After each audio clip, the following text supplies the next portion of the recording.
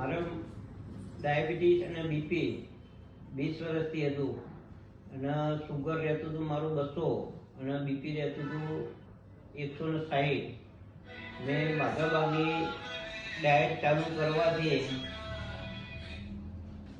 ચાલુ કરવાથી અને વોકિંગ કરવાથી સવારે 3 કિલોમીટર, સાંજે 3 કિલોમીટર અને સવારે અડધો કલાક ભાઈ કસરત અને ટોટલ ડાયટ કરવાથી મારું બિલકુલ પહેલાં શરૂઆતમાં 1 મહિના પછી બીપીની ગોળી બંધ કરી, પછી બીજી 1.5 મહિનામાં મેં સુગરની ગોળી બંધ કરી. આજની તારીખ સુધી મારું કોઈ સુગર નથી, બીપી નથી અને કમ્પ્લીટ હેલ્થી.